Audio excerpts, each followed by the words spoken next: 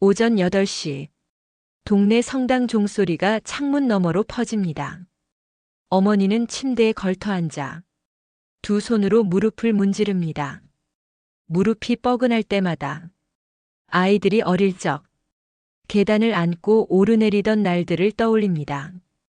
그땐 안 아팠는데 주방으로 가 전기포트를 누르고 녹차 한 잔을 따라 식탁에 앉습니다. 식탁 위에는 한 달 전 손녀가 그려준 그림이 그대로 놓여 있습니다. 어머니는 그림을 보며 휴대폰을 바라봅니다. 오늘은 연락이 오려나. 하지만 화면은 조용합니다. 아무 알림도 아무 메시지도 없습니다. 남편이 세상을 떠난 지 4년째. 당신은 홀로 된 지 오래지만 혼자가 되었다고 느낀 건 사실 자식들이 바빠서 전화를 줄이던 그때부터였습니다. 처음엔 이해했습니다. 큰아들 민수는 회사에서 팀장이 되었고 딸 수지는 워킹맘으로 전쟁 같은 하루를 살고 있죠. 그래서 더 미안해서 당신이 먼저 전화를 걸었습니다. 민수야, 밥은 먹었니? 엄마, 지금 회의 들어가야 돼. 나중에 전화할게. 수진아, 날이 좀 추워졌더라. 아이 감기 안 걸리게 조심하고. 응, 엄마, 고마워. 근데 지금 나가봐야 해서 미안해. 그런 전화가 3번, 4번, 10번이 넘어가자 다시는 더 이상 먼저 연락하지 않기로 결심했습니다.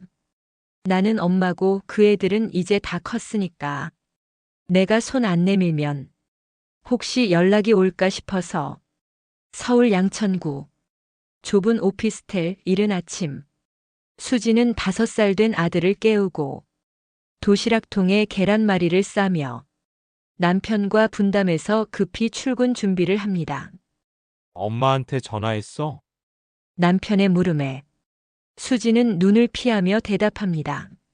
내일 하려고. 요즘 너무 피곤해서 말도 잘 못하겠어.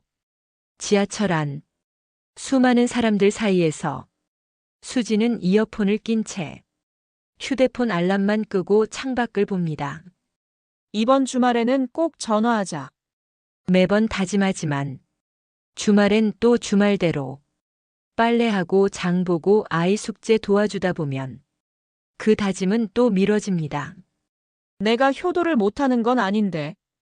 엄마도 이해해주겠지. 대기업 부장 민수는 주 5일 출근이지만 야근이 일상이 되었습니다. 그의 일정표에는 프로젝트 마감, 보고서 제출, 팀 회의가 빽빽히 적혀 있고 거기엔 엄마에게 전화란 항목은 없습니다. 한 번은 점심시간에 갑자기 생각나 어머니께 전화를 걸었습니다. 민수야, 오랜만이네. 너무 반갑다.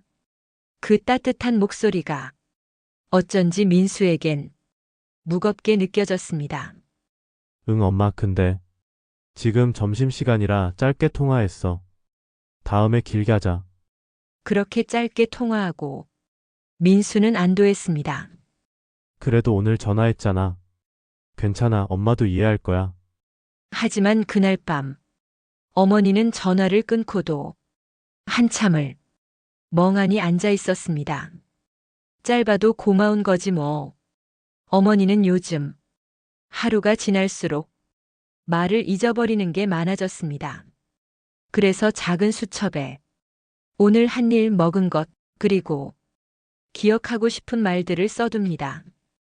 2025년 3월 17일 민수한테 전화 안 옴.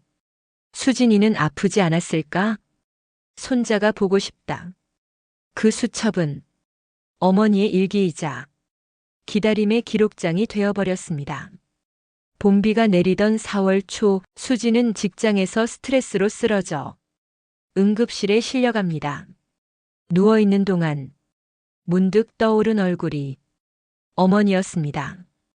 엄마는 나 없을 때 혼자 아프면 어떡하지? 수지는 입원 중에 어머니에게 전화를 겁니다. 엄마 나 지금 병원이야. 괜찮은데 그냥 미안해서 전화했어. 어머니는 목소리를 낮추며 말합니다. 내 새끼 많이 다치진 않았어? 엄마가 갈게. 엄마는 괜찮아. 살다 보면 다 그런 거지. 내가 먼저 연락 안 했다고 서운했냐? 수지는 그 한마디에 눈물이 쏟아집니다. 그날 민수는 퇴근 후 집으로 돌아가는 길 자동차 안에서 우연히 라디오에서 흘러나온 사연 하나를 듣습니다. 혼자 계신 어머니께 연락을 못 드렸어요. 이제는 후회뿐이에요. 그 말이 가슴을 콕 찔렀습니다. 민수는 차를 세우고 휴대폰을 들었습니다. 하지만 막상 번호를 누르려 하자 망설여졌습니다. 무슨 말을 하지? 갑자기 연락하면 어색해 하실까? 그날 밤 민수는 어머니에게 전화를 걸었습니다. 엄마, 요즘 잘 지내?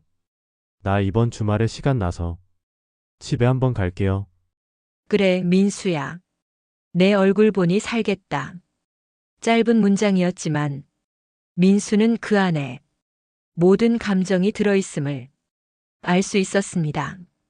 토요일 아침, 민수는 손에 과일 바구니를 들고 오랜만에 어머니 집을 찾았습니다. 초인종을 누르자 문이 금세 열렸고 어머니는 미리 화장을 하고 밖에 나와 계셨습니다. 많이 늦었지, 엄마? 이제 왔으니 된 거지 뭐. 주방엔 된장국 냄새가 피어오르고 오랜만에 보는 밥상엔 민수가 좋아하던 계란장 조림이 있었습니다. 이거 아직도 기억했어? 그럼 내가 제일 좋아했는데. 밥을 먹는 동안 민수는 문득 식탁 구석에 놓인 작은 수첩을 발견합니다. 그 안엔 날짜별로 적힌 오늘도 연락 없음 이라는 말들이 반복돼 있었습니다. 민수는 말을 잇지 못한 채 젓가락을 내려놓습니다. 엄마 미안해. 나는 많이 늦었지? 어머니는 고개를 젓고 말없이 손을 내밀어 아들의 손을 잡습니다. 며칠 후 수진도 아이 손을 잡고 어머니 집을 찾았습니다. 엄마, 우리 왔어. 손주가 보고 싶다 해서. 어머니는 미소를 지으며 아이를 안고 토닥입니다. 많이 컸네. 이제 내 얼굴 잊어버릴까봐 무서웠지. 그날 저녁, 식탁에 둘러앉은 가족들은 오랜만에 웃음소리를 나눕니다. 하지만 대화 끝, 어머니는 조용히 말합니다. 이제 내가 먼저 연락하지 않을게.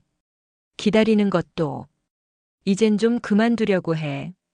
자식들은 그 말에 아무 대답을 하지 못했습니다. 그저 작은 죄책감에 말없이 고개를 숙였습니다.